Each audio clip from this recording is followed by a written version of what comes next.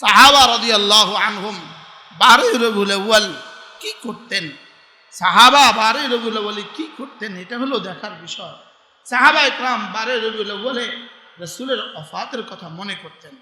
ওফাতের কথা কি করতেন বলেন তো দেখি? 12 রবিউল আউয়াল যেই মাসে রাসূলের ওফাত হয়েছে, ওই 12 রবিউল আউয়ালটা সাহাবাদের কাছে কেমন ছিল? কি হয়, কি কঠিন ছিল বলেন? ওটা কি খুশির দিন ছিল না শোকের দিন ছিল? শোকের দিনকে যারা খুশি মানা, শোকের দিনকে বাবার মৃত্যু দিবসে যারা খুশি করে, মায়ের মৃত্যু দিবসে যারা খুশি করে, এরা মূলত বাবার আসল সন্তান নয়। এটা কি না বলেন? বাবার কি নয়? বাবার আসল সন্তান। এই জন্য আমাদেরকে সতর্ক থাকা উচিত। দেখবেন ইনশাআল্লাহ এবার 12 রবিউল আউয়াল আর ট্রাক নামবে না। সমস্ত বাতিলের গোড়া কিন্তু একসাথে থাকে। সমস্ত বাতিলের গোড়া কি থাকে বলে? সমস্ত বাতিল বড় বাতিল থেকে কি পায়? উৎসাহ পায়, সহযোগিতা পায়। এজন্য সব বাতিল মাথা ছাড়া দিছে। 5 তারিখের পরে সব বাতিল থামে গেছে। আলহামদুলিল্লাহ বলবেন না? সব বাতিল ছিল একসাথে, রসুনের কোয়ার মতো, রসুনের কোষের মতো সব বাতিল ছিল একসাথে। কি? আল কুফরু মিল্লাতুন ওয়াহিদা, আল কুফরু মিল্লাতুন ওয়াহিদা। যদিও আমরা দেখতেছি ভিন্ন ভিন্ন, কিন্তু আসলে এরা এক। আল্লাহ পাক কয় তোরা দেখতেছ এক, আসলে কিন্তু আসলে তলে তলে আবার ভিন্ন ভিন্ন। আসলে তলে তলে আবার কি? তলে তলে আবার ভিন্ন ভিন্ন, কিন্তু শুধু হকের বিরুদ্ধে তারা এক। হকের বিরুদ্ধে তারা কি? হকের বিরুদ্ধে তারা এক। এই জন্য এবার দেখবেন আর ট্রাকে নাচবে না, বলেন ইনশাআল্লাহ। আর যদি নাচতে আসে ঝাড়ুয়ার জুতা দিয়া, ওই আগের বাঁশ 5 তারিখের বাঁশ দিয়া। কি বলেন ইনশাআল্লাহ? এখন তো জাতির সাহস হয়ে গেছে। বাঁশের মধ্যে যে কি পাওয়ার আল্লাহ রেখে দিছে। আমরা ছোটবেলায় একবার টুমচুর মাদ্রাসা বিতর্ক প্রতিযোগিতা করছিলাম। বাঁশ কি বিতর্কের বিষয় ছিল? কি বাঁশ। বাঁশের কি কি উপকারিতা? আমাদের মাওলানা ইদ্রিস টুমচুরি আছে, বর্তমান প্রিন্সিপাল সাহেব, উনি এক আজীব কথা বলছেন। বাঁশ এমন এক বস্তু যেটা মৃত্যু থেকে, জন্ম থেকে মৃত্যু, জন্মের পরে প্রথম যে দোলনাটা দেয় এটা বাঁশ দিয়ে দেয়, আর জন্মের পরে খাটটাও বাঁশের, আবার কবর মৌতের আগে খাটটা বাঁশের, আর মৌতের পরে আবার বিছায়া দেয় বাঁশ। তো বলছেন বাঁশ হলে এমন একটা জিনিস যেটার বহুত উপকারিতা আছে। বলেন যেটা কি আছে? এটার মধ্যে মেনি ফাওয়ায়েদ রয়ে গেছে, এটার মধ্যে অনেক বেশি উপকারিতা রয়ে গেছে। বাঁশ দিয়ে একটা পরাশক্তিকে কিভাবে কি করছে। এই জন্য যদি এবারও যদি কি ট্রাক নামে, তো বাঁশ যেন হয় কি ওদের ইস্তেকবালের জন্য। কি হবে? কি হবে বলেন? বাঁশ হবে ওদের ইস্তেকবালের জন্য, হবে বাঁশ। আল্লাহ এই জাতিকে হেফাজত করেন, সকলে বলেন আমিন। গত বছর আমি আপনাদেরকে বলছিলাম কুমিল্লা 12 রবিউল আউয়ালের জশ্নে জুলুস করতেছে। হুজুরে একজন হুজুর থাকে, তো প্রত্যেক ট্রাকে একজন হুজুর থাকে না, দরবারি হুজুর। তো হুজুরের ট্রাকওয়ালা ছিল আমাদের মানুষ, ট্রাক ড্রাইভার ছিল আমাদের মানুষ। তো হুজুরে তো জোহর পড়ে নাই, আসর পড়ে নাই। তো হুজুরকে জিজ্ঞেস করতেছে, হুজুর জশ্নে জুলুস তো খুব করলেন, জোহর আসর তো পড়লেন না। হুজুর বলে তুই ওয়াহাবি, তোরে আর আনতাম না। কি ভাই ড্রাইভার কি? হ্যাঁ, এই জন্য মূলত উম্মতকে বিভক্ত করা হলো এদের টার্গেট। বলেন উম্মতকে বিভক্ত করা কি টার্গেট? এটা রাসূলের ইশক নয়, এটা রাসূলের প্রেম নয়। রাসূল করিম সাল্লাল্লাহু আলাইহি ওয়াসাল্লামের প্রেম এটাকে বলে না। রাসূলের প্রেম দেখো তো সিদ্দিক আকবরকে দেখো, রাসূলের প্রেম দেখো তো হযরত ওমর রাদিয়াল্লাহু তাআলাকে দেখো, রাসূলের প্রেম দেখো তো ওসমান আর আলীকে দেখো, রাসূলের প্রেম দেখো তো আম্মা আয়েশাকে দেখো। সাহাবায়ে কেরাম আম্মা আয়েশা রাদিয়াল্লাহু তাআলা আমাকে জিজ্ঞেস করলেন, আম্মা রাসূল কেমন ছিলেন? এই জন্য আমাদের এক বুজুর্গ ছিলেন হযরত মাওলানা ওমর পালপুরি রহমতুল্লাহি আলাইহি। তিনি একবার টঙ্গীতে এক আজীব বয়ান করেছেন অনেক বছর আগে। তিনি বলেন যে পৃথিবীতে যত সিরাতের কিতাব আছে, পৃথিবীতে রাসূলের জীবনী গ্রন্থ যতগুলো আছে, সমস্ত গ্রন্থগুলো 3 ভাগে বিভক্ত। বলেন কয় ভাগে বিভক্ত? এক ভাগ লিখছেন রসুল কোন থে, রসুল কে ছিলেন, রসুল কোন থে, রসুল কে ছিলেন। 2 নাম্বার বিভক্ত 2 নাম্বার ভাগ হলো পৃথিবীতে হাজারো সিরাত লিখনে ওয়ালারা লিখেছেন 2 নাম্বার পয়েন্ট, রসুল ক্যা ক্যা লেকে আয়ে, রসুল কি নিয়ে আসছেন। 1 নম্বর কি ছিল বলেন, রসুল কে ছিলেন। 2 নাম্বার রসুল কি নিয়ে আসছেন। আর 3 নাম্বার পয়েন্ট হলো রসুল কিভাবে নিয়ে আসছেন। বলেন কে ছিলেন, কি নিয়ে আসছেন, কিভাবে নিয়ে আসছেন। এই 3টা হলো পুরো সিরাতের খোলাসা। সিরাতের 1 অংশ রসুল কে ছিলেন, সিরাতের 2 নম্বর অংশ বলেন কি নিয়ে আসছেন, সিরাতের 3 নম্বর অংশ রসুল কিভাবে নিয়ে আসছেন। যা নিয়ে আসছেন তো কিভাবে নিয়ে আসছেন।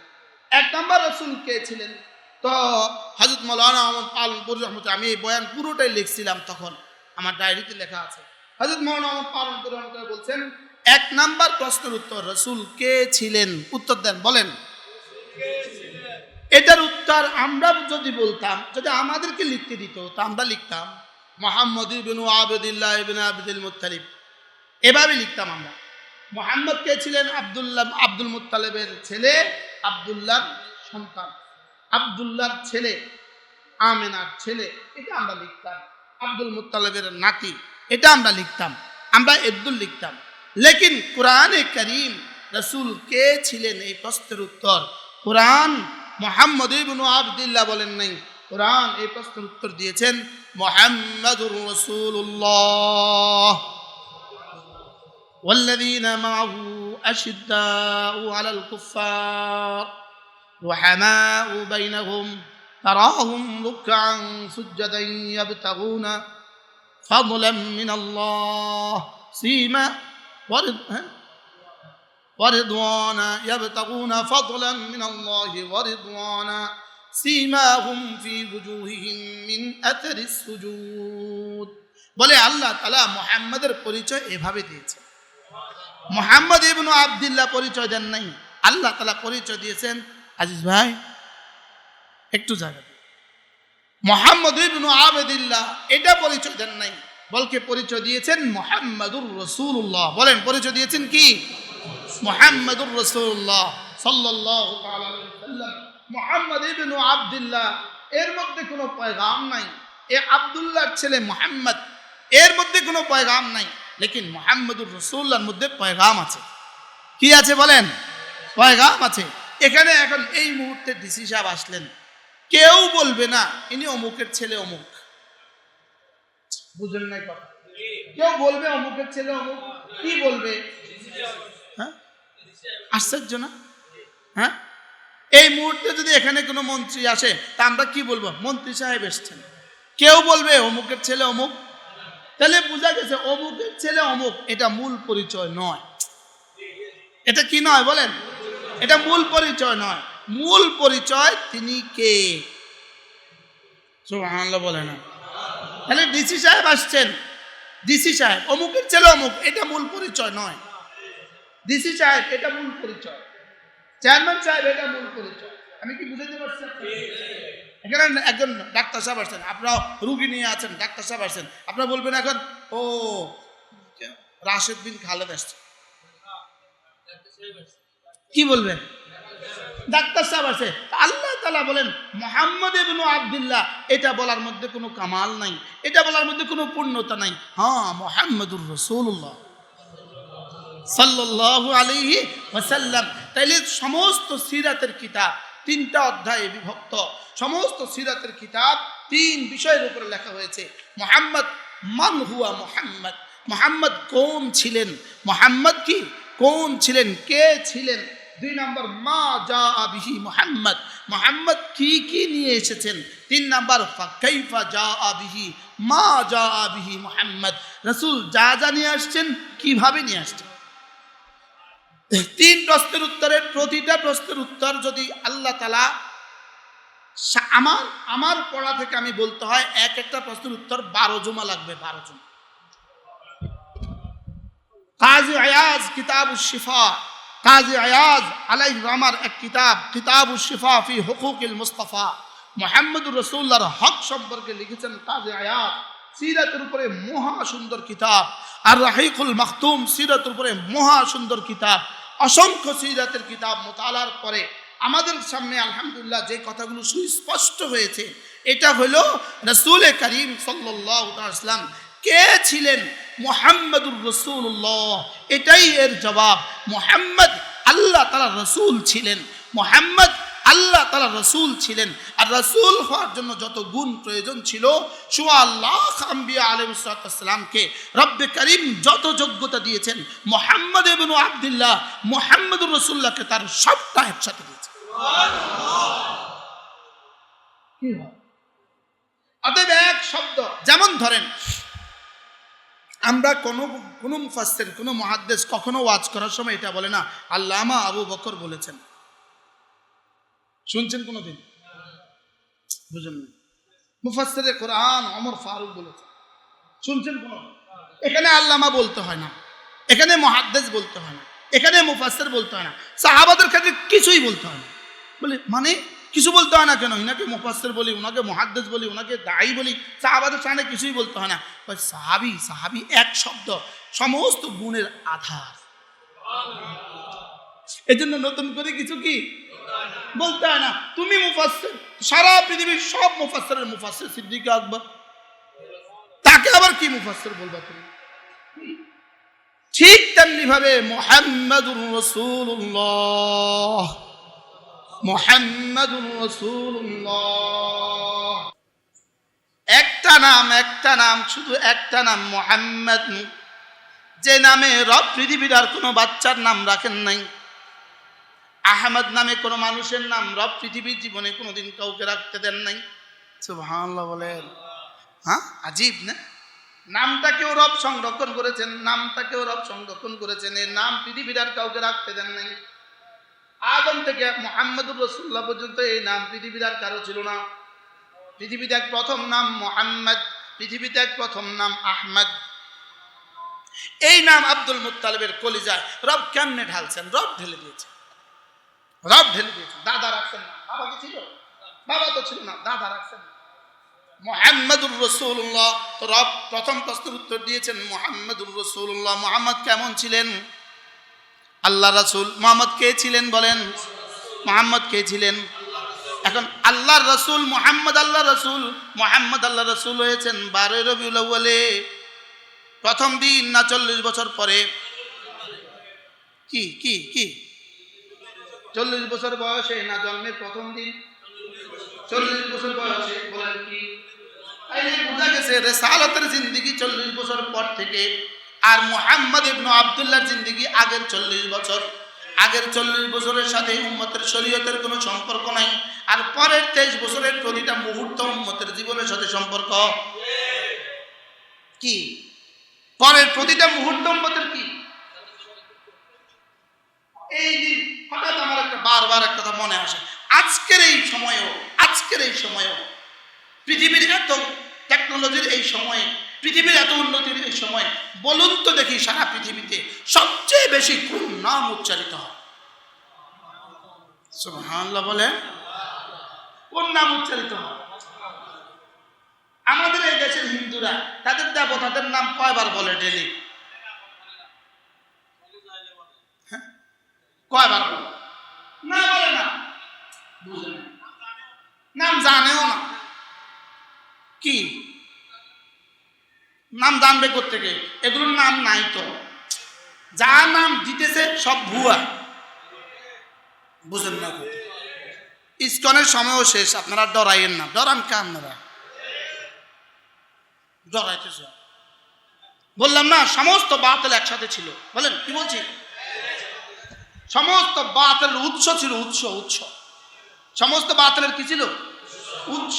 বাতিলের কেন্দ্রবিন্দু ছিল। আল্লাহ তাআলা জাতিকে উদ্ধার করেছে। বলেন আলহামদুলিল্লাহ। আল্লাহ তাআলা জাতিকে কি করেছে? আমার বারবার শুধু বলতে ইচ্ছে হয়, বারবার আমার নিজের কাছে লাগে। এই যে আমি যে এখন এই শব্দটা বললাম, এই শব্দটা বলার জন্য হিম্মত যে আমার হলো, গত 15 বছরে কি হিম্মত করছিলাম? আমি তো জানি আমরা যে কতজনে আমার বয়ানের সমালোচনা করতেন আমি তো বুঝতাম, কিন্তু ফিডা খাইছি আমরা কি ফিডা খাইছি থোড়াই। এই হুজুরে মনে হয় ওয়াজ পারে না, আর কিছু সে পারে না। কি বাড়াল সময় শেষ হয়ে যাবে, কি জানি কথা ছিল। হ্যাঁ, সবচেয়ে বেশি কোন নাম উচ্চারিত হয় বলেন?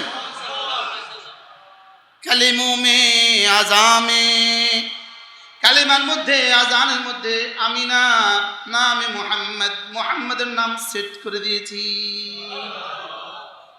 ইদা যুকিরতু যুকিরতা, আজ আয়াজ এক হাদিস লিখছেন, আজীব লিখছেন আল্লাহ রাসূল সাল্লাল্লাহু আলাইহি ওয়াসাল্লাম আল্লাহ তাআলাকে বলেন, আল্লাহ ইত্তাখাযতা আদামা সফিয়া, আপনি তো আদমকে সফিউল্লাহ বানিয়েছেন, মুসাকে তো কালিম বানিয়েছেন, আপনি তো ঈসাকে রুহুল্লাহ বানিয়েছেন, আপনি তো সুলাইমানের জন্য বাতাসকে মুসাখখার করে দিয়েছেন, আপনি তো দাউদ আলাইহিস সালামের জন্য লোহাকে নরম করে দিয়েছেন। ফামা জাআলতালি, আপনি আমাকে কি দিলেন? আল্লাহ তাআলা বললেন, আমা রাদিতা, আপনি কি এ ব্যাপারে খুশি হবেন না? ইদা যুকিরতু যুকিরতা, যেখানে যেখানে আমার নাম সেখানে সেখানে আপনার নাম। সুবহানাল্লাহ। আমার রাদিতা, আপনি কি রাজি হবেন না ব্যাপারে? আমি না আরশ আজিমের গায়ে আমার নামের সাথে আপনার নাম লিখে দিয়েছি। আলাম নাশরাহ লাকা সাদরাক ওয়া ওয়াদানা আনকা ওয়িজরাক আল্লাযী আনকাযা যাহরাক ওয়া রাফা'না লাকা যিকরাক ফাইন্না মা'আল উসরি ইউসরা ফাইন্না মা'আল উসরি ইউসরা ওয়া ইন্না মা'আল উসরি ইউসরা। কষ্ট করেছেন 16 বছর, মিষ্টি খাবেন কিয়ামত পর্যন্ত। ইনশাআল্লাহ বলেন না? কষ্ট করছেন কত বছর? কি পরিমাণ কষ্ট করছেন? কি ভাই কষ্ট করছি আমরা? ফাইন্না মা'আল উসরি ইউসরা, ইন্না মা'আল উসরি ইউসরা, নিশ্চয়ই কাঠিন্যের পরে আমি সহজ রেখেছি। আবার বলে ওয়া ইন্না মা'আল উসরি ইউসরা, কাঠিন্যের পরেই সহজ রেখেছি। কি মজা লাগে না? তা আমরা যে এই কথাগুলো বলার আজকে যে সাহস হয়েছে, একটু যে বলতে পারছি, আমার এই কথা বলার পেছনে গত 16 বছরে সমস্ত শাহাদাতের খুন একসাথে জমা হয়ে আছে। বাস্তব না বাস্তব? সমস্ত আহতদের কষ্ট একসাথে কি হয়ে আছে? একসাথে জমা হয়ে আছে। গত কয়েক বছর আগে বাংলাদেশের একজন বিশিষ্ট ছাত্র নেতা ছিল, তার নির্যাতনের ইতিহাস দেখছি, তাকে নির্যাতন কি পরিমাণ করছে ওই যুবক। এবার আমি এই গত সপ্তাহে যে উমরায় গেলাম মদিনায়, তো এবার তার সাথে আমার দেখা, তো সে এসে বলতেছে যে আমি অমুক, ওরে দেখার সাথে সাথে আমার চোখে পানি চলে আসছে। আল্লাহ তাআলা আপনাকে বের করে আবার মদিনায় নিয়ে আসছে, শুকর আদায় করা। কি আদায় করা? হ্যাঁ, আমি নামটা ভুলে গেছি। কি বলছি বলেন? এই সবগুলো কষ্ট একসাথে জমা করলে আজকের এই আজাদি। কাউকেই অবহেলা করার সুযোগ নেই। শুধু জুলাই আর আগস্টের এই 36 দিন, শুধু এই শাহাদাত নয়, আগের শাহাদাতগুলো সব একসাথে জমা আছে। আমাকে নিয়ে প্রথম রাখছিল ফাঁসির ছেলে, যেখানে ফাঁসির মঞ্চটা এলো, ফাঁসির মঞ্চটা ঘুম থেকে বের করার পরে এরপরে যেদিন কোর্টে দেওয়ার পরে যেদিন কারাগারে নিল, এ হলো ফাঁসির ছেলেটা, এই রুমটাতে রাখছে। আতঙ্কটা কেমন? শুধু এই আতঙ্কের জন্য এই জায়গাটা, এই কাজটা করছে, যে এই জানলা দিয়ে ফাঁসির ছেল, এই জায়গাটা ফাঁসি, আর এখানে হলো কামরা। মানে আতঙ্কগ্রস্ত করার জন্য পৃথিবীতে যা লাগে সব করছে। একটা পুঁজি ছিল জুতা। ওই যে আমার একটা স্বাভাবিকভাবে একটু দামি জুতা উম্মত হাদিয়া দেয়, আমরা পরি, তো এফএক্সের একটা দামি জুতা ছিল। হাজারো কয়েদিদের পায়ে তার জুতা নেই, তা আমার জুতাটা আমার কাছে একটু ভালো লাগতো, বুঝলেন নাই? তো এটা মাথার দিয়ে শুইছি, ঘুম থেকে উঠেছি, এটা নাই, কিন্তু আল্লাহ সাচ্ছে ও না, এটাও দিতাম না। শেষ পর্যন্ত পুরো জেলখানা জুতা ছাড়া। কোর্টে আসতাম আরেকজনের জুতা পিন্ধা, তখন আরেকজনের জুতা পিন্ধে কোর্টে আসতাম। দুই পদের দুইটার পিনটা কোটে আসতাম। কি আজীব না? শোনা, জুতো দিতাম না। কি দিতাম না? আমার চোখ বাঁধছিল, আমরা ছিলাম তিনজন, আমার ড্রাইভার, আমার খাদেম। তো ওদের দুজনের চোখ ওরা জন টুপি আনছে দুইটা, ওদের দুজনের বাঁধছে দুইটা দিয়া, আমার লাগে আর বাঁধা টুপি নেই। হায় হায়, আসলে সব তো ফয়সালা আসমান থেকে হয়। একজনে ওরা একজনে ওদের ব্যাগ থেকে গামছা দিয়ে আমার চোখ বাঁধছে। আর এই গামছাটা ছিল আমার পুঁজি, এটা দিয়ে আমার গোসল, এটা দিয়ে আমার অজু, এটা দিয়ে আমার সব। দেখছেন কি কথা? বারহাল সব শহীদদেরকে একসাথে মনে করে, বুঝেন নাই কথা। নির্বিচারে যাদেরকে শাহাদাত শহীদ করা হয়েছে, বিনা অন্যায় ভাবে যাদেরকে ফাঁসি দেওয়া হয়েছে, সব শহীদদের শাহাদাতের খুন একসাথে জমা হয়ে এই 5 তারিখের বিস্ফোরণ। হয়তো হাজারো শহীদ আছে, আমরা জানি না, এরকম অসংখ্য মানুষ আছে না নাই বলে? আমরা জানি না এরকম অসংখ্য মানুষও কি আছে। এদেরও স্ত্রীদের এদের বিধবা স্ত্রীদের যাবে কোথায়? এদের সন্তানদের কান্না যাবে কোথায়? এদের বুড়ো মার কান্না যাবে কোথায়? আপনারা দেখছেন আব্বা কি পরিমাণ কাঁদছিল, মনে আছে আপনাদের? আমার গুম হওয়ার পরে আব্বা কি পরিমাণ কাঁদছিল। ওই চোখের পানিগুলো কোথায় যাবে? সব একসাথে জমা আছে। একসাথে কি হয়েছে বলেন? বারহাল কথা আমার কি অপ্রাসঙ্গিক হয়ে গেছে। কি লেগে কথা হয়েছে? প্রথম প্রশ্ন ছিল মুহাম্মদ কে ছিলেন? উত্তর দেন। মুহাম্মাদুর রাসূলুল্লাহ সাল্লাল্লাহু আলাইহি ওয়াসাল্লাম। মুহাম্মদ কে ছিলেন? একটাই উত্তর, রব বলেন মুহাম্মাদুর রাসূলুল্লাহ, মুহাম্মদ রাসূল ছিলেন। ওমা কানা মুহাম্মাদুন আবা আহাদিম মির রিজালিকুম ওয়ালাকিন রাসূলুল্লাহি ওয়া খাতামান নাবিয়্যিন। মুহাম্মদ কারোর বাবা ছিলেন, এটা মুহাম্মদের আসল পরিচয় নয়। মুহাম্মদ কারোর ছেলে ছিল, এটা মুহাম্মদের আসল পরিচয় নয়। মুহাম্মদ মক্কাতে জন্মগ্রহণ করেছেন, এটা মুহাম্মদের আসল পরিচয় নয়। মুহাম্মদের আসল পরিচয় আমি যেটা দিয়েছি সেটা রাসূলুল্লাহ খাতামুন নাবিয়্যিন। এক শব্দের ভিতরে সব আছে। সুবহানাল্লাহ বলেন। এক শব্দের ভিতরে কি আছে বলেন? সব আছে। এই জন্য রিসালাত বলেন, রিসালাত একটা হলো জন্ম, আরেকটা হলো রিসালাত। হ্যাঁ, তো 15 দিনের মিলাদুন্নবী, 15 দিনের মিলাদুন্নবী এবার কিন্তু কানে উঠে গেছে। এবার এসকো গেল কোথায়? বুঝেন না? এবার এসকো কই গেল? এবার এসকো ইন্ডিয়া গেছে। সব ভালোবাসা কেন্দ্রবিন্দু এখন কোথায় বলেন?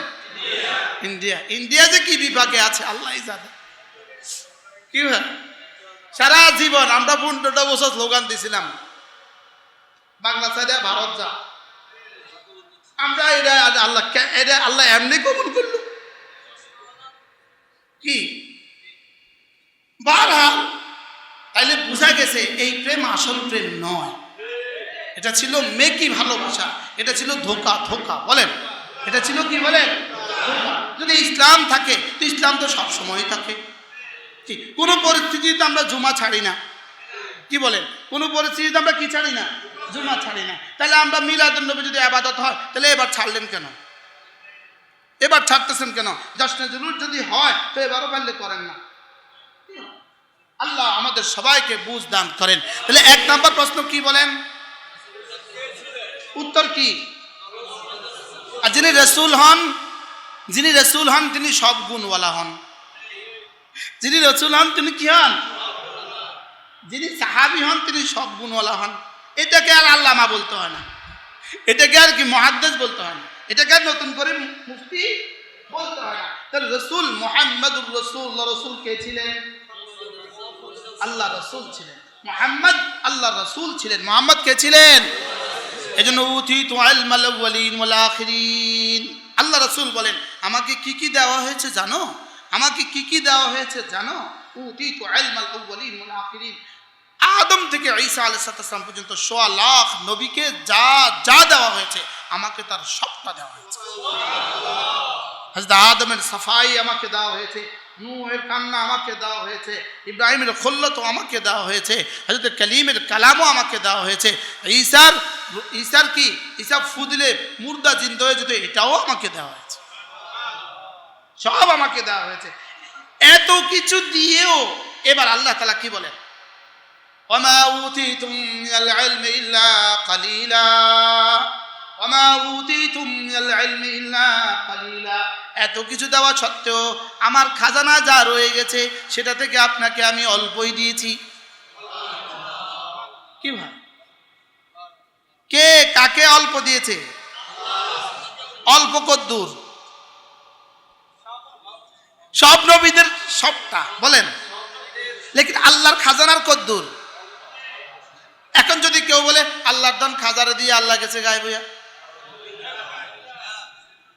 আচ্ছা কি পরিমাণ মূর্খ হইলে এই কথাটা বলতে পারে?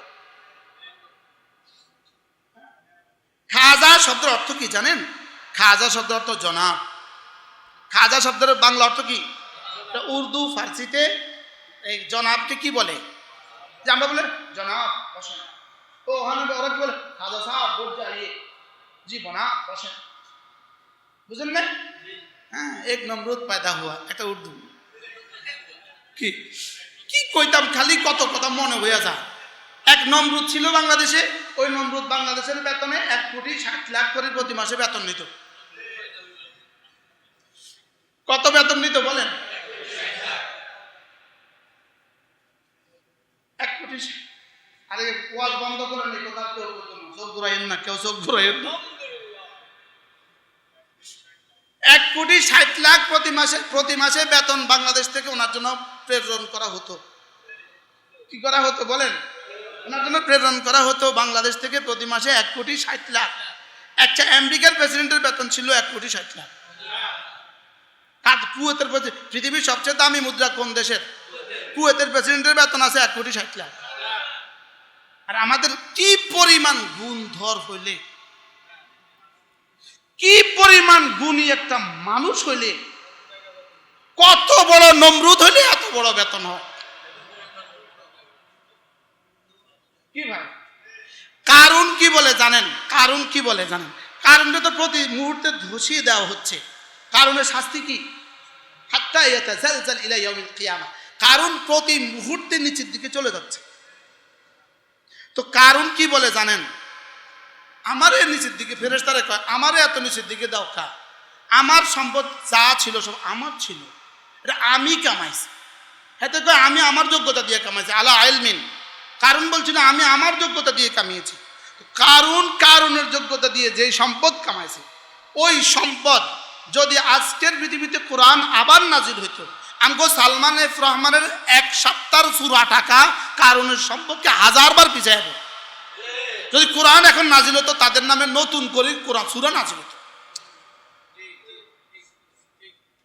এক এক ডাকাতের নামে বলেন বলেন বলেন, এক এক ডাকাতের নামে নতুন করে কোরআন নাজিল হতো।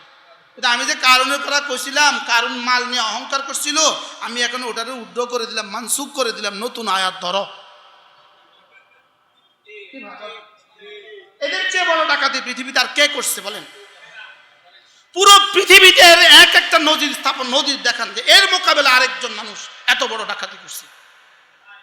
কি পরিমাণ ডাকাতি করছে বাংলাদেশের, কি পরিমাণ শেষ করছে দেশের 18 কোটি মানুষ। আল্লাহ উম্মতি মুসলিমাকে হেফাজত করেন। এরপরেও কারোর দিলে যদি এদের জন্য একটু কান্না লাগে, ভাল লাগে, ভাল লাগে লাগেন, হ্যাঁ, আপনি আপনার ইমান দোহরাইতে পারেন। আপনি আপনার ইমান কি করেন? আপনি আপনার ইমান দোহরান। হ্যাঁ, আল্লাহ মেহেরবানি করে হেফাজত করেন। খালি কি কি প্রশ্ন ছিল? মুহাম্মদ রাসূলুল্লাহকে কত দেওয়া হয়েছে? সব দিয়ে আল্লাহ কি কয়? আর এদের খাজা বাবারে কত দিছে আল্লাহ? জোরে বলেন। এবার বুঝেন, খাজা বাবা এই শব্দটা মূলত, খাজা শব্দের অর্থ হলো জনাব। যে কোনো সম্মানী মানুষকে ওরা কি বলে, কি বলতো? এই জন্য খাজা বাবার দরবারেতে কেউ ফিরে না খালি হাতে, এটা সম্পূর্ণ ভুয়া বানাওয়াট কথা।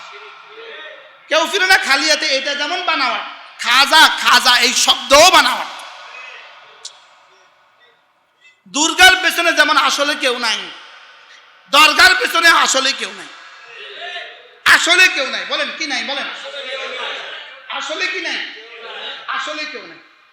দুই চারটা উল্লেখযোগ্য মত বাদ দিলে, চিটাগাঙ্গে একবার আমরা এক জায়গায় গেছিলাম, এক আলেমী দিন আমার সাথে বসা, উনি ওনার কার্ডটা আমাকে দিয়েছে। আমি দেখতেছি চিটাগাঙ্গের এক মাজার মসজিদের উনি ইমাম, মাজারের নাম হলো জুলমান শাহ। কি শাহ মাজার? বলেন জুলমান শাহ মাজার। আমি মাওলানাকে বললাম, মাওলানা আপনি তো একটা মাজারের ইমাম সাহেব, আপনি বলেন তো জুলমান অর্থ কি? বুঝলো জুলমান অর্থ অন্ধকার। এটা কি কারোর পৃথিবীতে কোনোদিন নাম হয়? হুজুর মূলত এই জায়গাটা এই জোর জাপ ছিল, জঙ্গল ছিল, অন্ধকার ছিল। পরে সেখানে এরা একটা ভাওতাবাজি কইরা এখানে একটা মাজার বানাইছে। এখন নামটা কি দিব? তো অন্ধকার যেহেতু জুলমান শাহ দিয়েছে। কি এগুলো কতগুলো নাম ছাড়া আর কি নাই? বলেন খাজা বাবা, কোনো শব্দ নাই। বলেন বলেন বলেন এ কোনো ব্যক্তি নাই। বলেন খাজা বাবা এ কোনো ব্যক্তি কি নাই? এ কোনো ব্যক্তি, সব খাজা। আপনারা সবাই খাজা, আপনিও খাজা, আপনিও খাজা, আপনিও খাজা, আপনিও খাজা। খাজা মানে কি জানা? ওটা একটা সম্মান সুযোগ শব্দ। এখন এটা আমাদেরকে ধোকা দেওয়ার লাগা খাজা বাবা বানায় দিছে। কি বানায় দিছে? আল্লাহ আমাদেরকে হেফাজত করেন। ওমা উতিতুম মিনাল ইলমি ইল্লা কালিলা। আল্লাহ তাআলা বলেন আমি আপনাকে আদম থেকে ঈসা পর্যন্ত সব কিছু দিয়েও আমার কাছে যা রেখে দিয়েছি তার সামান্যই দিয়েছি। সুবহানাল্লাহ। তাহলে এক নাম্বার প্রশ্ন কি ছিল? কে ছিলেন? এর উত্তর যদি আমি বলতে থাকি তো বলতে থাকতে পারবো, লেকিন সময় তো আমাদের হবে না। দুই নাম্বার প্রশ্ন কি নিয়ে আসছেন? একটা জবাব, এক কোশ্চেনের জবাব, এক প্রশ্নের জবাব, এক বাক্যে জবাব। কি নিয়ে এসছেন? কোরআন। সুবহানাল্লাহ বলে। কি নিয়ে এসছেন? বাস, দুই নম্বর জবাব শেষ। তিন নম্বর প্রশ্ন বলেন কিভাবে? আবার বলেন। এই প্রশ্নের উত্তর: এক নাম্বার দাওয়াত, দুই নাম্বার তালিম, তিন নাম্বার তাবলীগ, চার নাম্বার জিহাদ। এই শব্দ শুনলে তো আবার ডর লাগে। এখন আর লাগে না। কয়টা নিয়ে আসছে? কিভাবে? কোরআন নিয়ে আসছে কিভাবে? বলেন দাওয়াতের লাইনে, তাবলীগের লাইনে, তালিমের লাইনে, জিহাদের লাইনে, তাজকিয়ার লাইনে। সুবহানাল্লাহ। দিলগুলোকে সাফ করে দিয়েছেন, এটার নাম ছিল তাজকিয়া। কোরআনে কারীম পড়িয়েছেন, এটার নাম ছিল তালিম। সুবহানাল্লাহ বলেন। রব্বে কারীমের জাত ও সিফাতের দাওয়াত দিয়েছেন, এটার নাম ছিল দাওয়াত। এবার সব শেষ হওয়ার পরে যারা মানবে না ওদেরকে তলোয়ার দিয়ে মানিয়েছেন, এটার নাম ছিল জিহাদ। তাহলে রাসূল কি নিয়ে আসছেন? কোরআন। এবার কোরআন নিয়ে আসছেন কিভাবে? পাঁচ লাইনে: দাওয়াত, তালিম, তাবলীগ। দাওয়াত, তালিম, তাবলীগ। বলেন দাওয়াত, তালিম, তাবলীগ, তাজকিয়া। দাওয়াত, তালিম, তাবলীগ, তাজকিয়া, জিহাদ। দাওয়াত, তালিম, বলেন দাওয়াত, তালিম, তাবলীগ, তাজকিয়া, জিহাদ। বলেন এই চারটা দিয়ে আমার কাছে কোরআন পৌঁছিয়ে দিয়েছে। সুবহানাল্লাহ বলে। এই চারটা দিয়ে কোরআনে কারীম মাশরিক থেকে মাগরিব, শিমাল থেকে জনুব, এই পাঁচটা দিয়ে, কখনো দাওয়াত দিয়ে, কখনো তালিম দিয়ে, কখনো তাবলীগ দিয়ে, কখনো তাজকিয়া দিয়ে, আবার কখনো জিহাদ দিয়ে। সুবহানাল্লাহ। তাহলে যদি কেউ বলেন সিরাত কি জিনিস, সিরাত রাসূল কোন থে, রাসূল কি ছিলেন, দুই নম্বর রাসূল ক্যা লেকে আয়া, রাসূল কি নিয়ে এসেছেন, তিন নম্বর রাসূল কিভাবে নিয়ে আসছেন, তাহলে রাসূলের দাওয়াত, রাসূলের সিরাত, রাসূলের তালিম, রাসূলের সিরাত, রাসূলের তাবলীগ, রাসূলের সিরাত, রাসূলের তাজকিয়া, রাসূলের সিরাত, রাসূলের জিহাদ, রাসূলের সিরাত। এজন্য বদর সিরাত, উহুদ সিরাত, খন্দক সিরাত, ফাতে মক্কা সিরাত, মুতা সিরাত, খায়বার সিরাত। সুবহানাল্লাহ বলেন। কি ভাই, যদি শুধু মেসওয়াককে আপনি সিরাতের অংশ বলেন, বাকিগুলো বলবেন না কেন? কি যদি ইশরাক সিরাতের অংশ হয়, বাকিগুলো হবে না কেন? কোনটা কোনটা সিরাত না এবার বলেন। হ্যাঁ, একটা মানবেন, একটা মানবেন না।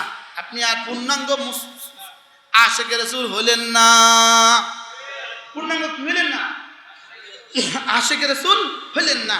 এই সিরাতের অংশ তেলাওয়াতের জন্যই আমি আপনাদের সামনে আজকে এই আয়াতে কারিমাগুলো তেলাওয়াত করেছি। মূলত রাসূলের সিরাত 12 রবিউল আউয়াল থেকে শুরু হয় নাই, এটা সিরাত শুরু হয়েছে আরো অনেক আগ থেকে।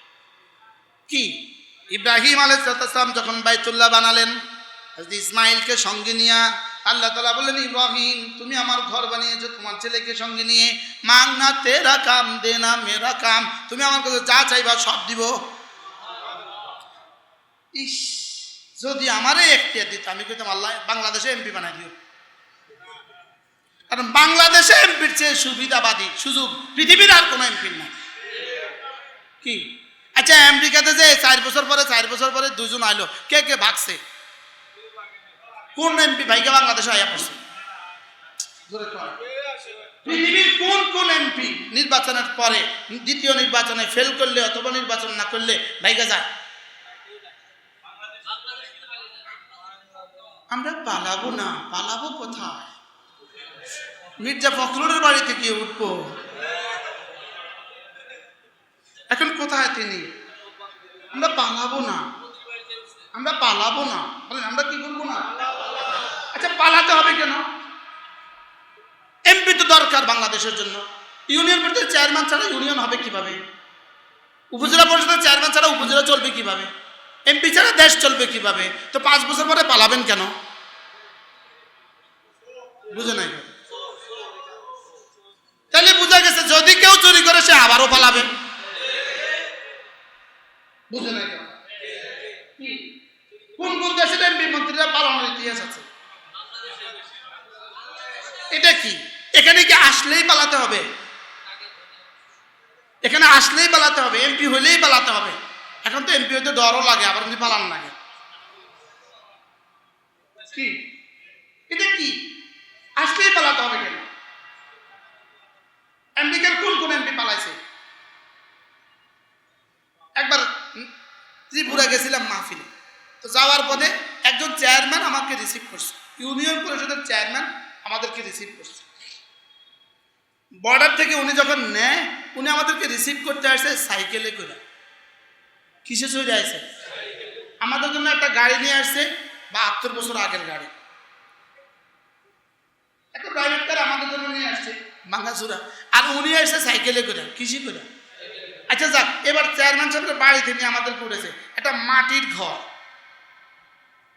মাটির একটা মাটির ঘর, নিজের ঘরটাও মাটির, সামনের ওয়েটিং রুমটাও মাটির, এই মাটির ঘরে আমাদেরকে বসাইছে।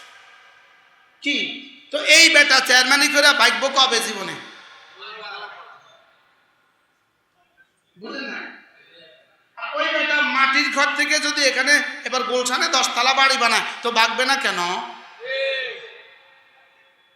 কি ভাই, কি জমা দিয়া এমপি হলেন, আর বাগার সময় কি কি থুইয়া গেলেন? প্রথম দিন এমপি হওয়ার আগে, নির্বাচনের আগে কি দিয়ে দিতে হয় না? নিজের জীবনের জমা খরচ সব হিসাব দিতে হয় কি না বলেন? তো সেদিন জমা খরচের হিসাব কি দিলেন, আর ভাগার সময় কি কি পালা ফেলে গেলেন কি কি? তো এরা ভাগবে না তো কারা ভাগবে? তো এটা কি শুধু এদের জন্য না, আগামী কিয়ামত পর্যন্ত আমাদের জন্য শিক্ষণীয়? এজন্য ফিরআউনের ঘটনার পর আল্লাহ বারবার বলেছেন, ইন্না ফি যালিকা লাইবরাতান লিউলিল আলবাব, এর মধ্যে রয়ে গেছে শিক্ষা কিয়ামত পর্যন্ত। কি রয়ে গেছে বলেন? এর মধ্যে রয়ে গেছে শিক্ষা কিয়ামত পর্যন্ত। এর মধ্যে আছে শিক্ষা। কি আছে? শিক্ষা। যারা ইতিহাস থেকে শিক্ষা নেয় না এরা বড় অসহায়, এরা বড় কি? আল্লাহ আমাদেরকে হেফাজত করেন। তাহলে আমরা আজকে কিসের আলোচনা করছিলাম? রাসূলের সিরাত। সিরাত কত অংশে বিভক্ত? 1 নাম্বার কে ছিলেন, 2 নাম্বার কি কি নিয়ে আসছেন। তাহলে কি কি নিয়ে আসছেন, উত্তর কি? আপনি কোরআন কারীমের বিশুদ্ধ তেলাওয়াত পারেন না, আপনি কিসের আশিক রাসূল? আপনি ছেলেকে কোরআন শরীফ পড়ান না, আপনি কিসের আশিক রাসূল? আপনি মেয়েকে কোরআন শরীফ পড়ান না, আপনি কিসের আশিক রাসূল? আশিক রাসূল তো পরে, আপনি কিসের রাসূলের উম্মত? আশিক তো পরে, আপনি উম্মত কিসের? কি হয়? তেলাওয়াত রাসূলের জীবনের 1 নাম্বার কাজ ছিল তেলাওয়াত। সুবহানাল্লাহ বলে না? বলেন রাসূলের জীবনের 1 নম্বর কাজ ছিল কি? হযরত ইব্রাহিম আলাইহিস সালাম এবার দোয়া শুরু করলেন, আল্লাহ আমি দোয়া করছি, আমি যেহেতু ঘর বানিয়েছি আপনি আমাকে এখতিয়ার দিয়েছেন দোয়া করার, তা আমি দোয়া শুরু করলাম। রব্বানা ওয়াবআথ ফীহিম রাসূলাম মিনহুম ইয়াতলু আলাইহিম আয়াতিক, আল্লাহ আমার এই ছেলের বংশে একজনকে রাসূল করে পাঠান, যার এক নম্বর কাজ আপনার কিতাব তেলাওয়াত করবে। সুবহানাল্লাহ, এক নম্বর কাজ কি? আপনার কিতাব। এবার বলেন নবীজির এক নম্বর কাজ কি? তাহলে সিরাতের এক নম্বর অংশ কি? তো যে তার ছেলেটাকে কোরআন শরীফ শিখাইলেন না, আপনি কি কাজ করলেন? কি ভাই, মেয়েটাকে কোরআন কারীম শিখাইলেন না, আপনি কি কাজ করলেন? আচ্ছা, মুসলমান আর তার ছেলে মেয়েকে কোরআন শরীফ শিখাবে না, এটা কি করে সম্ভব? বুঝলেন নাই? কোরআন শরীফ শিখায় ডাক্তার বানাইতে কোনো অসুবিধা আছে? কোরআন শরীফ শিখায় ইঞ্জিনিয়ার বানাইতে কোনো অসুবিধা আছে? প্রফেসর বানাইতে কোনো অসুবিধা আছে? কোরআন শরীফ শিখাইতে বাধা কোথায়? তাহলে আমাদের জীবনের প্রথম কাজ কি? কোরআন শরীফ শিখা। বলেন, সন্তানদেরকে শিখানো। তাহলে এটা কি শুধু শিখানোর দায়িত্ব না শিখারও দায়িত্ব আছে? তাহলে আমার কি দরকার? আমার কি দরকার? আমার এক নম্বর কাজ কি? কোরআন শরীফ শিক্ষা করা। বলেন, কোরআন শরীফ কি? আমার বয়স 60, আমি বুঝি এখন কোরআন শরীফ শিখবো। তো সিদ্দিক আকবর কোরআন শরীফ শিখছে কবে? ফারুক আজম কোরআন শরীফ শিখছে কবে? বাচ্চা বয়সে না বুড়ো বয়সে? আবু ওয়াক্কাস কোরআন শরীফ শিখছে কবে? বুড়ো বয়সে তো শিখছে। তাহলে বোঝা গেছে কোরআন শরীফ শিখার কোনো বয়স নেই। কোরআন শরীফ শিখার কোনো কি নাই? সব কিছু শিখার তো বয়স আছে। যেমন আমি এখন ইচ্ছে করলে ডাক্তার হইতে পারবো না, আমি এখন ইচ্ছা করলে ইঞ্জিনিয়ার হইতে পারবো না, লেকিন আমি কিন্তু ইচ্ছা করলে কোরআন শরীফ শিখতে পারবো। কি লেগা? যেহেতু কোরআন শরীফ শিখার কোনো কি নাই। তাহলে সিরাতের এক নম্বর অংশ আপনি কি বলবেন? কোরআন কারীমের তেলাওয়াত। কে দোয়া করেছে? ইব্রাহিম আলাইহিস সালাম দোয়াতে এক নম্বর শব্দ, আল্লাহ একজনকে রাসূল করে পাঠান যিনি কোরআন কারীমের তেলাওয়াত করবেন। দুই নাম্বার, শুধু পড়বেন না, আল্লিমুহুল কিতাবা, উম্মতকে কোরআন শিখাবেন। তিন নাম্বার, ওয়াল হিকমাতা, কোরআনের তাফসীর শিখাবেন। হাদিস দিয়ে দিয়ে, সুন্নাহ দিয়ে দিয়ে কোরআনের ব্যাখ্যা শিখাবেন। এই জন্য এক এক হাদিস হলো কোরআন কারীমের ব্যাখ্যা। কোরআন কারীমের কি ব্যাখ্যা? যদি হাদিস না হইতো আমরা জীবনেও কোরআন বুঝতাম না। কি কোরআন বোঝার কোনো উপায়ই ছিল না। এবার এই গত হজে আমি তেলাওয়াত করতেছিলাম, আমার পাশে এক আরব যুবক তেলাওয়াত করছিল। আমার হঠাৎ কৌতূহল বশত আমি ওকে জিজ্ঞেস করলাম, হাল ইয়াফহামু কুল্লুল আরব আল কোরআন, সব আরব কি কোরআন বুঝে? আল্লাহ এতে কয় না, এতে কয় না সব আরব কোরআন বুঝে। পড়তে তো পারে, অধিকাংশ আরবই কোরআন পড়তে পারে, লেকিন সব আরব কোরআন বুঝে না। যারা কোরআন কারীম নিয়ে পড়াশোনা করে নাই তারা কোরআন বুঝে। এরা তো আরব, লেকিন কি বুঝে না? বলে কোরআন বুঝতে রাসূল লাগবে। কোরআন বুঝতে কি লাগবে? রাসূল লাগবে। কোরআন বুঝতে সাহাবা লাগবে, তাবেঈন লাগবে, তাবেঈন লাগবে, উলামা উম্মত লাগবে। শুধু বাংলা বই পড়ে পড়ে কোরআন বোঝা যাবে না। বলেন, কি বলছি বলেন? কোরআন বোঝা এর অর্থ কি আপনি পড়বেন না? অবশ্যই পড়বেন, লেকিন কোনো না কোনো আলেমে দ্বীনের তত্ত্বাবধানে পড়া লাগবে, তাইলে আপনি কোরআন বুঝবেন। এবং কোরআন বোঝার জন্য যত সহায়ক আছে ওগুলোও পড়তে হবে। বুঝেন নাই? শুধু ভাষার তর্জমা বাংলা দেখে দেখে কি হইতে পারে? হইতে পারে, লেকিন কোরআনের হাকিকত আসবে না আপনি কোনো না কোনো আলেমে দ্বীনের তত্ত্বাবধানে কোরআন বোঝার জন্য যা যা লাগে সেগুলো না পড়লে। বুঝে আসছেন এই কথা? আচ্ছা, মেট্রিক পাস করে নাই, মেডিকেলের কি বই এতে কি বুঝবো? তো বাংলা একটা মেডিকেলের বই তারা ধরায়া দিলেন, আসলে কি সে ডাক্তার হবে? আগে এতগুলো কেন পড়তে হয়েছে? ধারাবাহিকতা, এই ধারাবাহিকটা লাগে কোরআন কারীমের পুরা বুঝতে। কথা বুঝা আসছে কিনা? তাহলে এক নম্বর কোরআন এক সিরাতের এক নম্বর অংশ কি? দুই নম্বর অংশ কি? কোরআন শিখানো। তিন নম্বর অংশ ওয়াল হিকমা, কোরআন কারীমের ব্যাখ্যা কি দিয়ে করবেন? সুন্নাহ দিয়ে করবেন। চার নাম্বার ওয়ায়ুযাক্কিহিম, এদের দিলগুলোকেও সাফ করে দিবেন। এই জন্য দুটো শব্দ, শিক্ষা দীক্ষা। বলেন, আবার বলেন। শিক্ষার নাম তালিম, দীক্ষার নাম তারবিয়ত। শিক্ষা দীক্ষা কিসের অভাবে স্কুল কলেজের ছাত্রগুলো তাদের টিচারকে জুতা মারে? হ্যাঁ, আর আমাদের মাদ্রাসার ছেলেগুলো যে ওস্তাদের জুতা ঠিক করে দেয়, কি লেগা? এখানে কয়টা আছে? কি কি? শিক্ষা দীক্ষা বলেন। ওখানে নাই কোনটা? ওখানে শিক্ষা আছে কি নাই? দীক্ষা নাই। ওখানে শিক্ষা আছে, দীক্ষা নাই। শিক্ষা আছে, দীক্ষা নাই। আর ভান্ডারিকে এখানে কিছু দীক্ষা আছে, শিক্ষা নাই। বুঝেন নাই কথা? এখানে কিছু কি আছে? দীক্ষা কিছু আছে, কিন্তু কি নাই? শিক্ষা নাই। তাহলে কটা লাগে মোট? কি কি? শিক্ষার নাম তালিম, দীক্ষার নাম তারবিয়ত। তালিম ও তারবিয়ত, বুঝে নাই কথা? কি তালিম ও তারবিয়ত? গত পরশু আমার এক জায়গায় মাহফিল ছিল, ব্রাহ্মণবাড়িয়া। তো দুইটা ছেলে আসছে। ওরা বলছে আমার নাম ইয়াসিন, আমার নাম আব্দুল্লাহ। আমি বলছি তোমরা? বুঝলি আমরা আপনার কাছে পড়ছি ধামতি। কত বছর আগে ওরা আমার কাছে ধামতি পড়ছে 2003 সালে। তো এখন আমি ওখানে মাহফিলে গেছি, তো ওরা আমার সাথে দেখা করতে আসছে। সুবহানাল্লাহ বলবেন না? এত বছর পরে ওরা সুযোগ পাইছে, তাহলে এত বছর পরে মনে হলো কি লেখা? এখানে কি ছিল? শিক্ষা ছিল, দীক্ষা ছিল। শিক্ষা দীক্ষা, তালিম তারবিয়ত বলেন। তালিম ও তারবিয়ত। এই জন্য হাকিমুল উম্মত বলতেন, যদি সহি শিক্ষা দীক্ষা একসাথে দেওয়া হয়, যদি বঙ্গোপসাগরের ওই পারে কেউ যায়, ওখানে মানুষ যাবে। কি দিলে? আর যদি শুধু শিক্ষা দিয়ে ছেড়ে দেন, হ্যাঁ? আল্লাহ আমাদের সবাইকে তৌফিক দান করেন। আমরা আজকে যে শব্দগুলো শিখলাম, রাসূল কে ছিলেন? 3 নাম্বার রাসূল কি নিয়ে এসেছেন? 3 নাম্বার কিভাবে নিয়ে আসছেন? 1 নাম্বার কি? তালিম। 2 নাম্বার কি? তাবলীগ। 3 নাম্বার কি? দাওয়াত। 4 নাম্বার কি? তাজকিয়া। 5 নাম্বার কি? জিহাদ। এই সবগুলো একসাথে, এগুলো হলো দ্বীন পৌঁছাবার মাধ্যম। সুবহানাল্লাহ বলে না? একটা আছে, একটা নাই। কোনটা আছে, কোনটা নাই, তো হবে না।